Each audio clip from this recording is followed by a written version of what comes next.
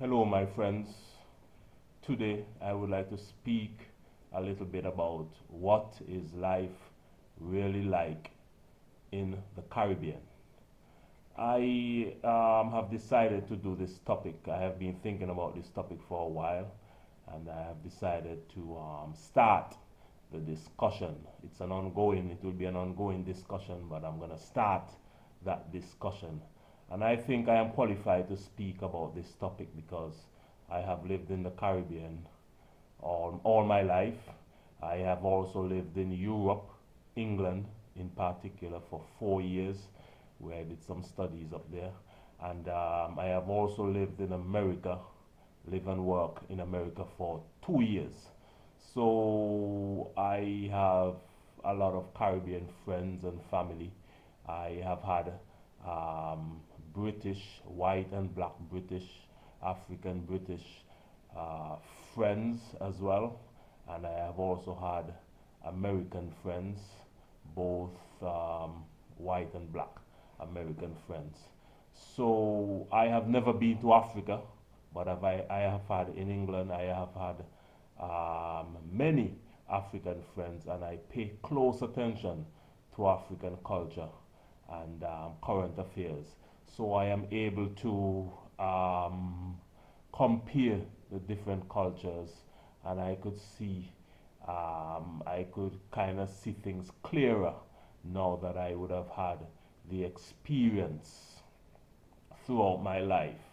And in the Caribbean, you have different races, mostly black Africans live in the Caribbean who were enslaved hundreds of years ago. Um, but the thing is, in the Caribbean, because it's so close to America, even though you have the mostly black people living, black Africans living in the Caribbean, their way of thinking is more Americanized. They don't have the type of development in the Caribbean like America, but the thinking is more American than African. A little bit of European, and you would find a little African. Basically, things that our ancestors remembered from Africa that were continued over the years. You see a little bit of that. But because we don't have much African influence in the Caribbean, for example, there's nothing on TV to show us anything about Africa. It's all American TV programs and European TV programs as well. And the educational system is a more British educational system. There's nothing there to teach you about Africa. For example, history. The history lessons they learn in school start the history from slavery um, up to now. So young people and adults know nothing about what happened before slavery unless they go deep online to research. There's nothing, they would know nothing about that. And the religion is predominantly Christianity, because during slavery in the Caribbean, the enslaved Africans were forced to practice Christianity. So also our names in the Caribbean, you will see European names, because those names, African names, were taken away from the people of the Caribbean. So you have the European names, but they're black people, and the American culture with a little bit of European, because England, France, and Spain colonized the Caribbean. So you have a little bit of all of that. And then you have a little African from what we remember, and it's in our DNA to be African, so you see a little bit of that. But if you are an African person want to move to the Caribbean, what you will see at first is a lot of black people. You would say, oh, they're my people, they're Africans. because they look the same as Africans and everything. But if you go and speak to them, you will think they're more a little Americanized. For example, if you try to tell them anything about Africans, so they will think, oh, there's nothing in Africa, it's all desert, and poor and sick people there in Africa, because what they see on TV, and there's nothing here in the Caribbean to show us exactly what is happening in Africa. There's no collaboration with governments, there's no cultural exchanges, stuff like that.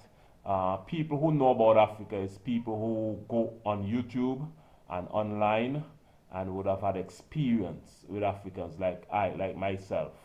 The ordinary person out there would know anything unless they go and look for it.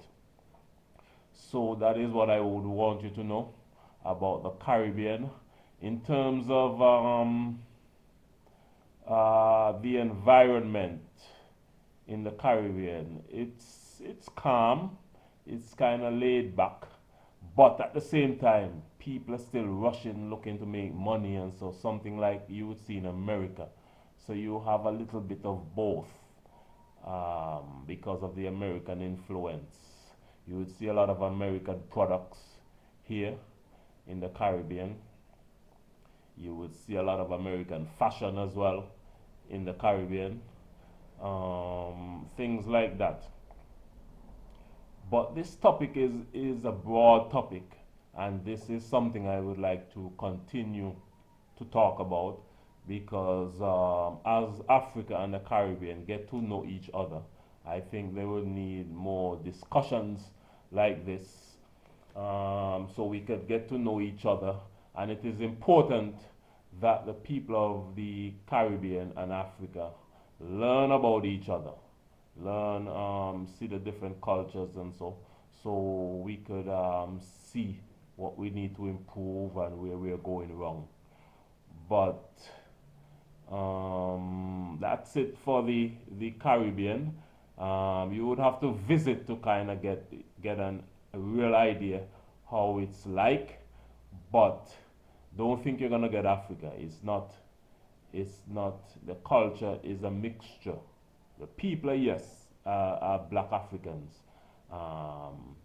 ethnicity, but the way of thinking, as I said, is more Americanized, westernized way of thinking in terms of how people do things and the culture and everything like that. But I would like to visit Africa one of these days to see, to get a real feel how things are like, because as I said before, I lived in America, I lived in England, and lived in the Caribbean for many years.